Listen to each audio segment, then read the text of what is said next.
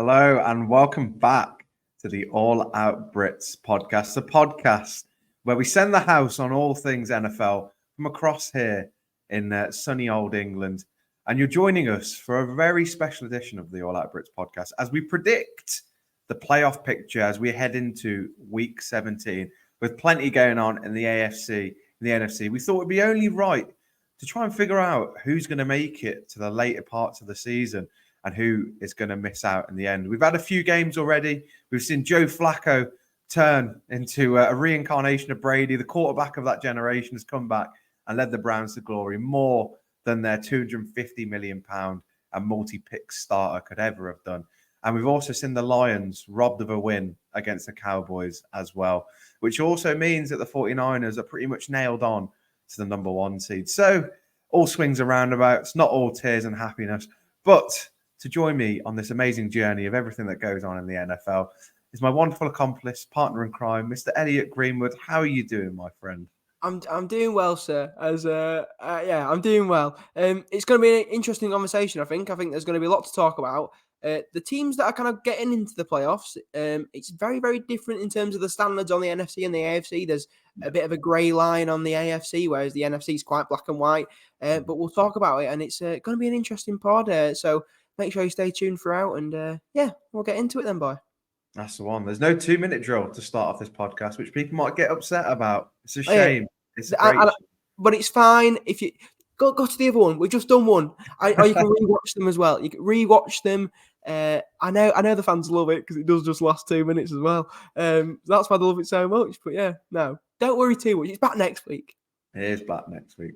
Should we get into it then? Let's start with the AFC to kick off with. At the top, at the moment, we've got 3 teams that are already guaranteed playoffs so far, with it being the Baltimore Ravens, the Miami Dolphins, and the Cleveland Browns. And the game of this week, you could argue, is the 1 and 2 seed going up against each other, which pretty much could be a battle for the 1 seed at the end of it. The Ravens, as we know, Lamar has come back. He's got the tools around him, and he's played extremely well. Not as amazing as we thought he'd be, not the Lamar that we've seen in the past, but enough to get the Ravens at the top of the AFC. What have you made of them, and what have you made of sort of their playoff push this season as well? I think, you mentioned Lamar. He's very, very good. He's not MVP Lamar, but he's probably going to win an MVP being Lamar, just because of how open it has been this season. But I think it's been really, really nice to see. I think Jim Harbaugh's got them all kind of clicking, and it's looking like a very nice offense. The defense is, for me, the kind of mainstay of that, though. They allow the offense to kind of click and give them time on the ball, which is something that a lot of the good teams haven't really been able to do in the back end of this season. So that Baltimore defense is absolutely formidable, as you found out. You and the Niners found out this week, Taron. I think the Ravens have getting the 1 seed, getting that the home playoff game, and having a bye week is going to do them wonders. Heading into kind of the later end of the playoffs, and I can see them going all the way, and I can really see them pushing a Super Bowl because like I say, that AFC division is really wide open. It's really, really grey in comparison to the NFC. So there's no reason for me why Lamar Jackson can't get a ring on his finger. Of course, and they always say offense wins you games and defense wins you championships, and we have seen that this defense has won them a lot of games this season when Lamar hasn't been clicking or they just haven't really got it going, and that's why they are where they're at. A team on the other side of that, where the offense is what fires them through games, is the Dolphins. And they're a team who have really struggled in terms of winning games against sort of rivals, the big teams and the big games. You know, they've struggled against the Bills, they've struggled against the Chiefs as well. They didn't struggle against the Cowboys because not many people do, but they have had a tough few games this season. But this one could nail their season to an absolute mast if they can get this win against the Ravens team.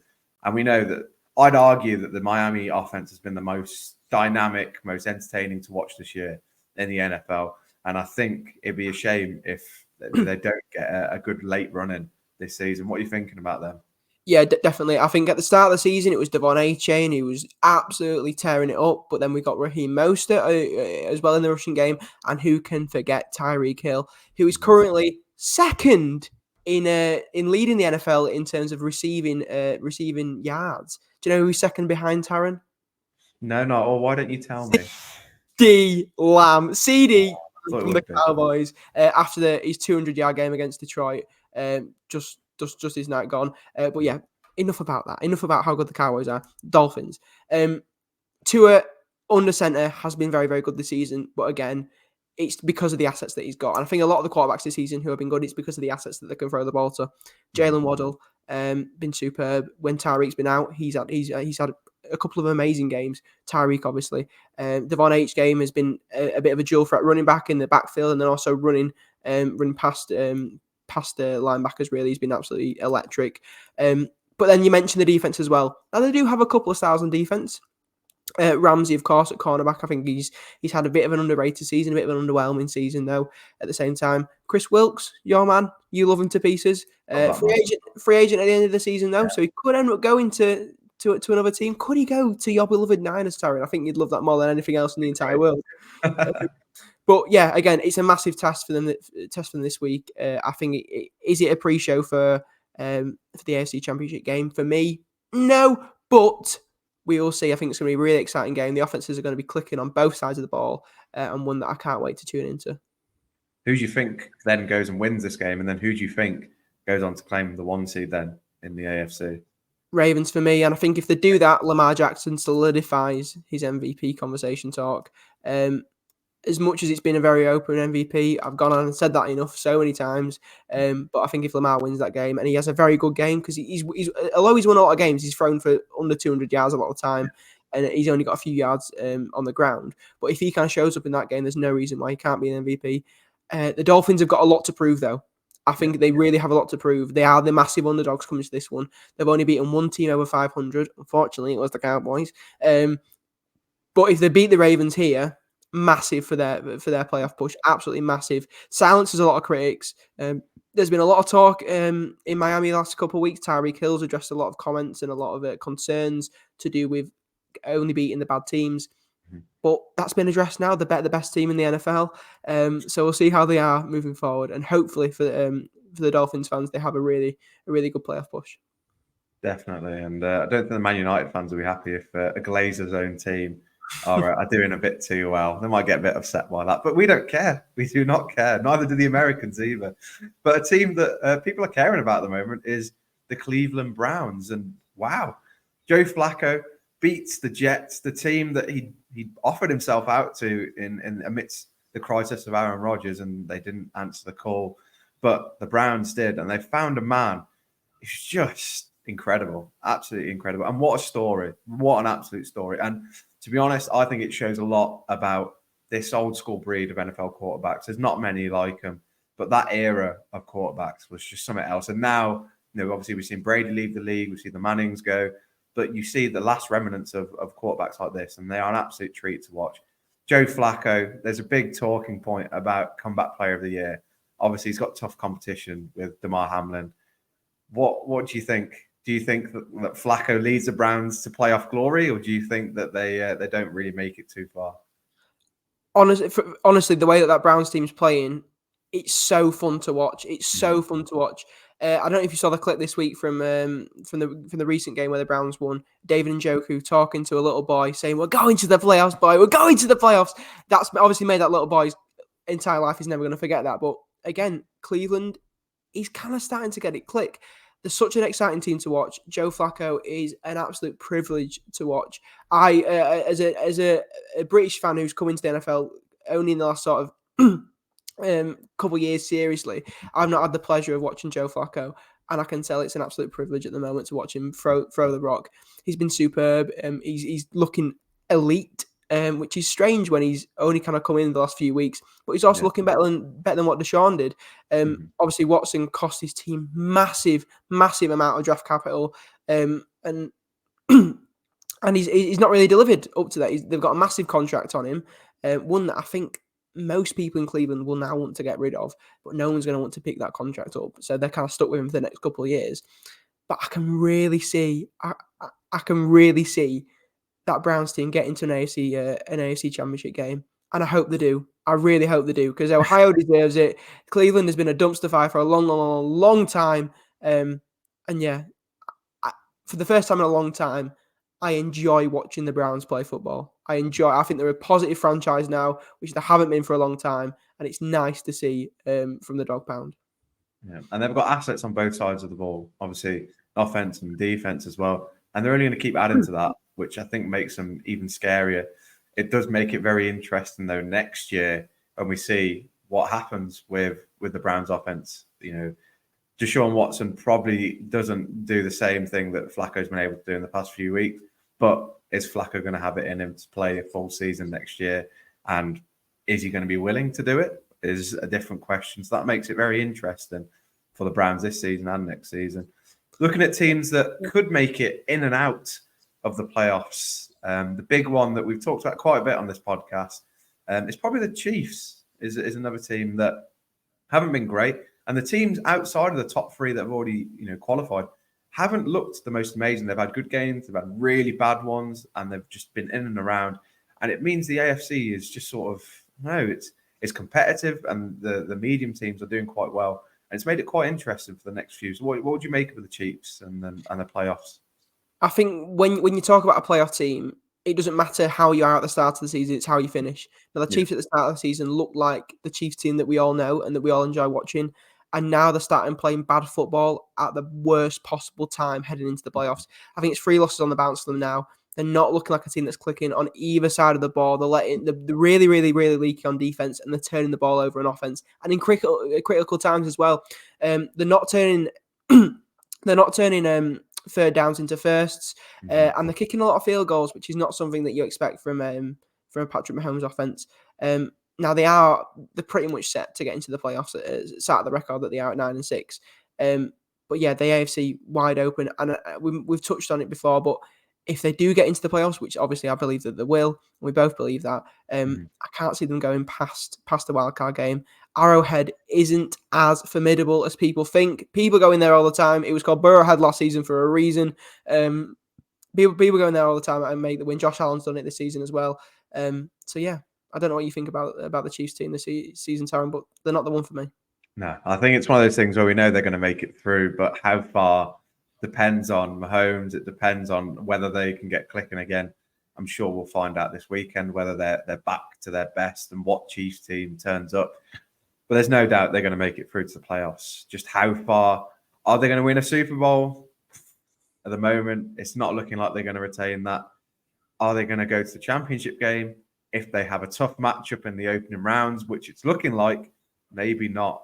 And I think it could be a really tough season for the Chiefs. And what goes on after that is a very interesting feat, especially for Mahomes and especially for Kelsey, who's mentioned many a times he's not feeling the same as he did before when it came to playing in the NFL. So could we see one of the greatest sort of link-ups that we've seen probably since, I don't know, Gronk and Brady when it came to tight ends and quarterbacks falling apart after what could have been a great season for the Chiefs. But we'll leave that to be found out another day. I think it's good to mention the Jags, actually, because they're a team that at the start of this season looked absolutely formidable. They didn't look like they were the best team in the NFL, but they looked pretty decent. And obviously, we know that they've got Trevor Lawrence, who's been made as one of the greatest sort of assets to a franchise possibly that they could have. They've got great players in the receiving corps and in the backfield. But now they've slumped from being unbeaten to almost an equal record. They could lose this weekend. The Panthers and make it 8-8. What has gone wrong for the Jags then this season? An awful lot, I believe. An awful lot. They've got a massive fan base, the Jags, but not in America. They've got a massive fan base in the UK. They struggle to fill out the stadium. We've spoken about it before, but I give it 5 years before there's a London franchise called the London Jaguars or something like that. I can't see them staying in Jacksonville for too long. But on the field, it's not been great either. Am I right in saying that Lawrence is out for the next few weeks? He is. He's injured, Yeah, so in terms of where they're sat in the division, there's the 2 teams below them have got the exact same record. They're all sat at 8-7. And those 2 teams look better than them in the Indianapolis Colts and the Houston Texans. And for me, we're starting a backup quarterback heading into the playoff season. It does no one any favours for momentum or anything like that. And I don't see them making the playoffs. They're sat currently getting a home game now, but I don't see them winning another game. And if the other 2 teams kind of in the Texans and the Colts kind of start winning a couple, It's going to be interesting. Going to be really, really interesting to see what happens in that division. What do you think about the Jacksonville Jaguars, Darren? Yeah, it's been a really tough season for them. They look so promising. Trevor Lawrence looked half decent. Obviously, last year in the playoffs, mounted probably one of the craziest comebacks we've seen in a playoff game. But they just didn't look convincing then either. He doesn't look, to me, like he is an elite quarterback, you could argue. He just looks like he's good enough. He's got elite assets around him, you could argue, but that Jags team just doesn't seem to have enough on defense, probably, that gets them over the line sometimes. Interesting take. Yeah. And I think obviously that's left them in this tough position now, isn't it? Yeah. And especially when you think about the players that they do have on defense that are really good. Josh Allen, who's a free agent at the end of the year. Will they sign him? Will they let him go? That's going to scupper them for years to come if they do, but they've got to find a way to get his contract working for the team. And if not, one of the best pass rushers in the NFL is up for grabs. Of course. And we know that pass rushers can win games, and we know that defense can win games. And a team which you've seen defense win them games is the Bills, because this season, offense hasn't been clicking all times. It's had to rely on the defense. But the Bills are in a position now where they could comfortably make it into the playoffs. And I think that the Bills, when it comes to it in playoff games, they somehow seem to get it done and always fall a bit short of, the Super Bowl. Where do this Bills team go, though, looking at this season and then looking at beyond? Because they've been there in and around for 3-4 seasons now, but they just don't have enough juice to get them to the Super Bowl. Buffalo aren't a team that anyone wants to face. No one wants to face the Buffalo Bills. They are a formidable team and a scary team when Josh Allen is playing brilliant football. And they're good on the road, which is a really interesting point to make. Whereas a lot of teams you look at the Cowboys, they're 8-0 at home, but on the road, they're 4-4. It's a really kind of wide open game in terms of home versus away. But if you can play well on the road and you're a wild card team, you've got no reason why you can't make a really good push towards that championship game. No one's going to want to play Buffalo. Obviously, we spoke about Allen a lot and that defense, but Josh Allen's starting to click the last couple of weeks. He's had a couple of really, really, really good games. Last week was one that we won't kind of talk about too much detail. It was kind of a bit of an anomaly for the last sort of 5 games. But if he starts to play elite like we know that he can, that Buffalo team is a scary, scary, scary proposition. You'd like to think, though, that the sort of elite quarterbacks are having those games in the last few weeks where they're getting it out of their system, these really bad games. Brock Purdy, Josh Allen, maybe Mahomes. I will take Brock Purdy out because you're going to get upset.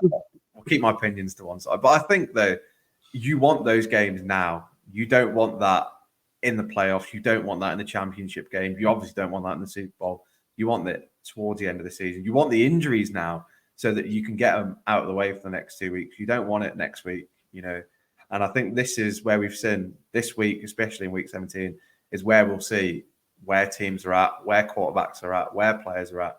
And I think that makes it very important, especially the matchups this week. Definitely, mate. Definitely. I think that AFC is really exciting. Really, really exciting. And yeah, someone's got to win it. Someone has to win it. But who it is anyone's guess at this point, because all those teams, when they look good, they look really, really good. But when they look bad, they look absolutely dog shit. So it's about finding that balance of getting rid of getting the bad games out of the way now, but also making sure that you can win games still to kind of get that momentum going.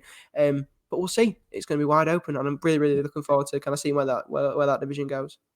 Let's look at the last 2 spots then. There's quite a few teams that are vying for it. We probably are both set on the fact that it is going to be the Colts and it probably is going to be the Texans. But looking around at, the Bengals losing Burrow a season, where they just didn't look too great at the start. Then we're playing amazingly well, and then Burrow gets injured, and they just don't look like they're going to make it. Even though Browning has had a good few games past few weeks, just hasn't seemed to get it done. And then obviously the Broncos, a team that looked like they were going to have a massive playoff push, looked pretty much nailed on to in the playoffs. And then it's all fallen apart in the last few weeks. And obviously we know that Russell Wilson is being benched now, even though they have a chance of playoffs and they look like they could win these games if Wilson was in. Do you think that is a bit dodgy? I know there's a few talks going about whether we know tanking's a thing, but to this extent, when you know that you're going to be affecting sort of everything that goes on to prevent certain measures of injuries and things like that. What do you make of the whole situation? And I think how important is that for the Broncos? I think it's absolutely ludicrous. They've got a chance of making the playoffs, and for salary cap reasons, they're kind of sitting him. I saw a report came out that said that after the Broncos win against the Chiefs, Sean Payton threatened to bench Russell Wilson if he didn't renegotiate his contract. That contract's huge, and it's causing a lot of issues with Sean Payton. And I think Russell Wilson and Sean Payton just don't get on. No. And because of that, I can see him gone by March. I don't think he's going to sit and Sean Payton's not going to sit and wait for him to be ready. He's an old quarterback now, Russell Wilson. He's been going through a decline. Even when he was at Seattle, he was having a little bit of a decline. And yeah, for me, they don't deserve to be a playoff team. That they haven't looked good enough to be a playoff team of Denver on both sides of the ball. But yeah, I don't know what you think about that whole, but it's just a little bit mysterious and a little bit dodgy, if you ask me. Just a little bit. As you mentioned, Sean Payton clearly doesn't like Russell Wilson whatsoever. He's not a fan whatsoever. Understandable indeed, but it's a shame really for the Broncos fans, shame for the franchise that when they have got a chance of making it, obviously ulterior reasons are sort of being more important in this regard. But like you said, they probably don't deserve to be, a playoff team. When we look at the other two teams, which I think have played their absolute hearts out this season, two franchises which is rebuilding, two franchises which drafted rookie quarterbacks. Obviously, Anthony Richardson of the Colts went down, but Gardner Minshew has been getting it done for the Colts. And to me, Colts and the Texans are definitely going to make it into the playoffs this season. What can you say about this season for him? CJ Stroud, I know you've had his name in your mouth, maybe had something else in your mouth of his, but wow, what a season he's had. Obviously been injured the past few weeks, but he should be back this weekend and he should be cooking and balling against a division rival as well. I've fallen in love with the way that CJ Stroud's played football this season. It's been so nice to see. If I was like a neutral fan coming into the league, wanting to get into the NFL, and you want to follow a player's career, I'll be a Houston Texans fan all the way, because the way that he's turned the franchise around, that was a dog franchise with just a few wins under the belt, and he's now turned them into potential playoff contenders. And for me, I can see them getting into the playoffs. I love watching them play football. I love how exciting and fun that offense looks. Obviously, your man on the sideline calling the plays. You're gonna talk a lot about him. You're gonna talk a lot about him. But for me, the way that he's made the offense click, the way that he's got kind of all the players involved, and Dalton Schultz at tight end, Noah Brown at wide receiver, obviously Collins as well. It's been so refreshing to see from a Houston team that's been absolutely dog, and it's been a joy to watch, to be honest with you. What do you think about the Texans, Taron? It's amazing. Miko Ryans, it breaks my heart every time I see his face, and I just look back to last season where the Niners D was absolutely incredible. The amount of goal line stands, the amount of points that were saved from the goal line, from the 1 yard line. I watched this 1st and goal, somehow managed to get the ball back. That was all Miko Ryans. That was all the plays, everything to do with him. And now to see him translate that onto offense and defense, it's amazing. It's heartbreaking at the same time, because I'd love him to be back with the Niners, because, wow, I don't know where the Niners would be this season with the offense and then with Miko Ryans in the defense. It's incredible. And he's doing an amazing job. And I would love to see the Texans have a great little playoff push. First season, there's no expectation whatsoever. Whatever you do, it's going to be a plus. But it'd be amazing to see them have a great push. And same with the Colts as well. I mean, what a team. Obviously, again, another team that have had great injuries in terms of, Anthony Richardson being injured quite a bit. And then Jonathan Taylor, inconsistent with his injuries, never know with him. But Gardner Minshew, wow. It's another quarterback who for the Jags was not regarded whatsoever, then comes in and has to do a job for the Colts. And we've seen that this season. The backups, when they come in, they've had to get the job done, and they have got the job done. And now looking at all the teams, that have contentions when it comes to the playoffs in both divisions, a lot of it is backup QBs that have got them to where they need to be and, are cooking now. So it's just amazing. And it makes the league, like you mentioned, for neutrals, for fans in general, it makes it interesting. That's what we want in the playoffs. When games are done and dusted, we want it to be fun. We want it to be interesting. And we want the good teams in there as well. Mate, you summed that up absolutely perfectly. Look at you. Proper presenter. Thank you. Mate. I think, you've wrapped up the AFC absolutely perfectly there. So let's move on to the NFC. Yeah, let's head to NFC. So where are you thinking with that? Obviously, there's 4 teams that are in. But yeah, talk us through a little bit about where you think the NFC is going this year. I mean, it's pretty much been set for a long time, don't you think? I mean, Yeah. we knew a long time ago from the season start, Cowboys were going to be in, the Eagles were going to be in, the Niners were going to be in. And from then on, it's just been a battle of everyone else, really. Obviously, the Lions this season have come out flying. They pretty much cemented themselves. The surprising thing for me is the fact that the Niners pretty much could be the 1 seed. You know, looking at how the Eagles started, you would have thought that they were the ones that were going to pretty much nail on to the 1 seed. And the fact that they just haven't really got it going in the past few weeks, obviously get a win against Giants. Not all convincing, we'd say. Not the Eagles team we saw last season, not the Eagles team we saw at the start of the season.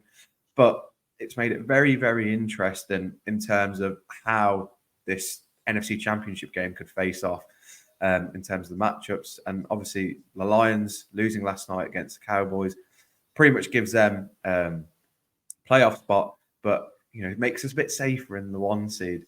But as opposed to the AFC, I'm sure you think the same. The NFC is pretty much the elite teams up here, and then you have a battle for the last few seedings with the average teams who just seem to get enough done to get into the playoffs. But what about yourself about these top 4 seeds going through? Yeah, I think the Niners are going to get the 1 seed. My kind of out there call is that I don't think the Eagles are going to get the 2 seed, or the 3 seed, or the 4 seed. I think they're going right down to the 5. I think the Eagles lose 1 more game, and if they lose 1 more game and the Cowboys win their last game, Cowboys win the division, and I can see that happening. I think Kyler Murray this week is going to have a bit of a day against the Philadelphia team, which has been exposed the last few weeks. So I can see them falling from 1 all the way down to 5. Cowboys going at the 2 seed, which is something that I love to see. And then Detroit, obviously, not winning a championship in over 30 years. They do it this season. Jared Goff's been playing beautiful football, and interestingly, Taron, as well, a little statistic. Detroit this season, not Detroit, the city of Detroit, right? Detroit as an actual place. Since 1966, this is the year that it could be potentially the lowest homicide rate for the entire city this season. Wow. I don't think that's a correlation. I think that's the correlation goes along with how Jared Goff is playing football. Goff is saving his city. Goff is Batman. That is what I'm saying. Goff is Batman. What a shout. Have you ever seen Batman and Jared Goff in the same room? Because I haven't. No, neither have I. I can't say I have. But he's saving his city in more ways than one. He's obviously taking his team to the playoffs, and he's helping his police department along the way, which I'm sure they're very, very, very helpful for.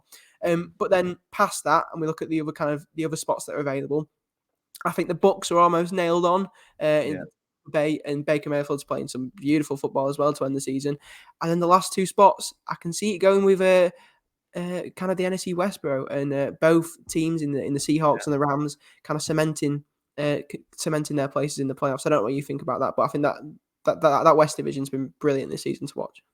Definitely. I think I'd argue that if Murray had been in for the Cardinals from the start, maybe you could have seen all 4 of the West teams getting somewhere into the seedings, because the talent's there. The West is cooking, I must say. Obviously, the Rams, every single year the Niners play in this division and end up beating most of the teams in the division quite comfortably.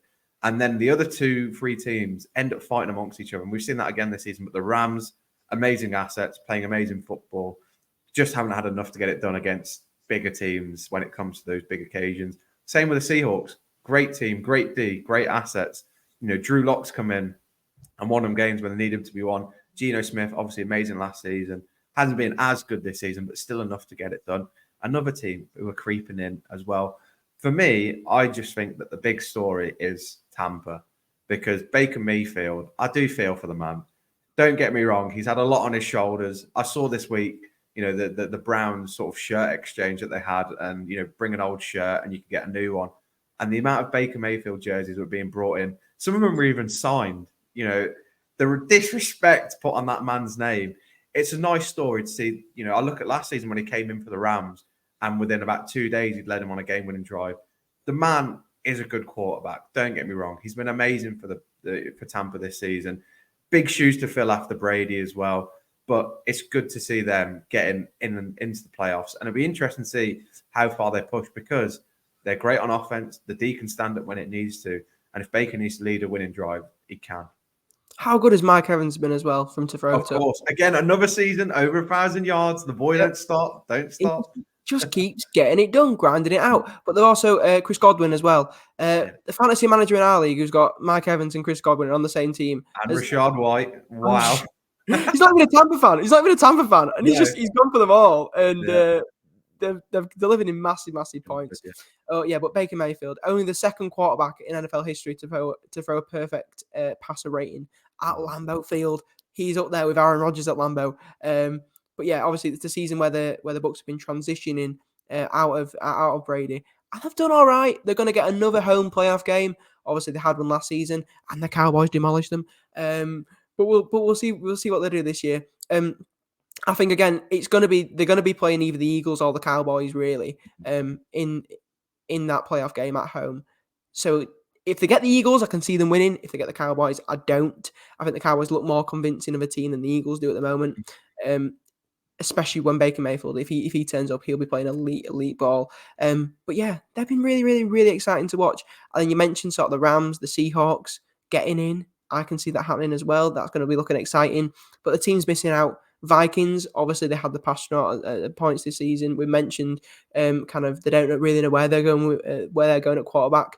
The Falcons missing out. Bijan Robinson not being a major part of that offense, and Arthur Smith not really delivering. And then the Packers missing out as well, I believe as well. Jordan Love has played brilliantly at times. We've sung his praises. We've criticised him. We've done both this season. But where do you see those three teams kind of going after this season, and what sort of areas do you think they need to strengthen in looking ahead for the 2024 season? It's a very interesting sort of dilemma for most of these teams. Obviously, for the Vikings, QB is a big issue. Obviously, Kirk Cousins goes down in his last year as well. Justin Jefferson has mentioned he wants to play with Kirk Cousins. He arguably is at his best when he has Kirk Cousins throwing to him. So that makes it very interesting for the Vikings and what they do. Whether Jefferson's happy with a different quarterback, we don't know. But, quarterbacks, we know, is probably the most important position on a football team because you need them there. You need them to be consistent. And the Vikings haven't really had that with Kirk Cousins going down. Even when Cousins was there, he was inconsistent, but he was playing some great football. Obviously, outplays the Niners, outplays quite a few teams. And I think they need to make a decision next year. Do they invest in, a different quarterback, or do they stick with Kirk Cousins and sort of the happiness of the team, really? But how long can you keep that going for? And we don't know the health of Cousins as well, because it's big injuries to be coming back from. Not all of us can be like Aaron Rodgers and smoke something and be fine the next week. So it's one of those things. And it's the same with sort of Green Bay. Obviously, I think they're a lot more settled on Jordan Love now. But does he need a few more assets? He's got rookie assets, young assets. Does he need something more solidified? Obviously, they traded away quite a few of their sort of established ones. Davante Adams obviously goes. Lazard goes as well. So it'd be very interesting to see what they do. But I think, those quarterbacks need to be solidified, and then they might need a bit more help. What do you make of that then? Do you agree?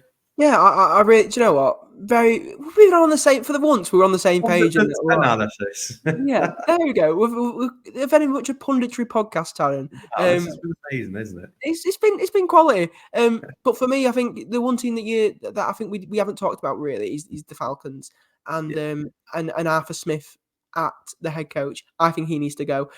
When you're making an offense that isn't centered around Bijan Robinson, who you picked 9th overall, and Kyle Pitts, who's one of the most electric tight ends in all of football, and then you've got Drake London on the outside, who you're not getting involved either too much. That needs to change, and that comes from the head coach. And I do believe that the Falcons need to get rid of him and get those assets involved. There's going to be quarterbacks on the market this season that they're going to get. Desmond Ridder isn't the one. We all kind of know that. Could they get Justin Fields from the Bears if they move on from him and go for Caleb Williams? Do Arizona, do they move on from Kyler Murray, and do they go for Drake May in the draft? All these questions will have answers soon enough, but for now, we can just ponder and wonder where we go with them, Taryn. But yeah, how do you feel about the Atlanta Falcons? I agree with you there completely. I think that Fields trade if he, if the Bears decide, we're going to go with Caleb Williams, or even the other way around, if they say we're going to stick with Fields, but we are going to draft Caleb, it could be a very big trade, because I think, a lot of these teams I look at are just one quarterback away from becoming absolutely incredible. As you mentioned, the Vikings, the Atlanta Falcons are another. They've got a young team. They've got assets. They just need a bit of solidity. And I agree with you. The head coach, Arthur Smith, has not been getting it done. Like you mentioned, you can't have Bijan Robinson. We saw him in week 1 absolutely bulldoze people out the way, hot stepping in between defenders. You've got to keep using that every single week. Obviously, we know he's a rookie. We know that he's still learning. But you got to let him learn. Let him run into a few linebackers. Let him learn the hard way. That's how running backs find out. But you can't not put the ball in his hand and then, wonder why you're not firing on all cylinders. And I think that's been a case with quite a few teams as well, where they haven't put the ball in the hands of their big players when they need to, especially the rookies. But as you mentioned, we'll have to find out all that next season. We can only ponder and appreciate all the wonderful football that we've had so far, and all the wonderful games that we could have coming up in the off season as well. Absolutely, mate. Couldn't have said it better myself. We've been on the same page in this podcast, and it's been lovely. It's been like a friendship podcast. It's been nice. And you said yesterday off air that I'll let you out on this pod, but I know I'm doing it now. But yeah, I'm going to stop doing that in 2024. That's my resolution. Stop licking your ass. But yeah, it's going to be really, really exciting playoff picture, and one that we're going to be here to talk you all the way through. So make sure that you tune in for the All Out Brits pod. That's what I'll People say. are going to be out and about, aren't they, for New Year's Eve? We're going to be sat watching the American football, watching all the wonderful things that go on in American football. Oh, we're so lonely.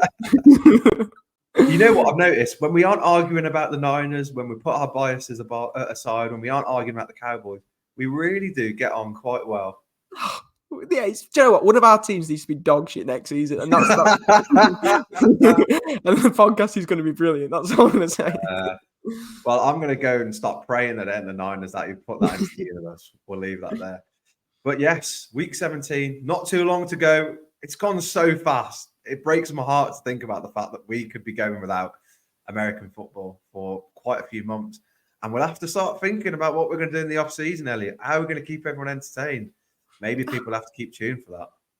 Well, yeah, turn your notification bell on and you just wait and see. You wait and see. Wait and see, indeed. But thank you, everyone. Thank you for joining us. Thank you for enjoying this season with us as well. And we know there's plenty of more action to go ahead. And we hope you enjoy this week's round of fixtures. We hope you have a wonderful new year. And if you look up in the sky and see a Lions logo, just know Jared Goff is coming to save you. Thank you, everyone.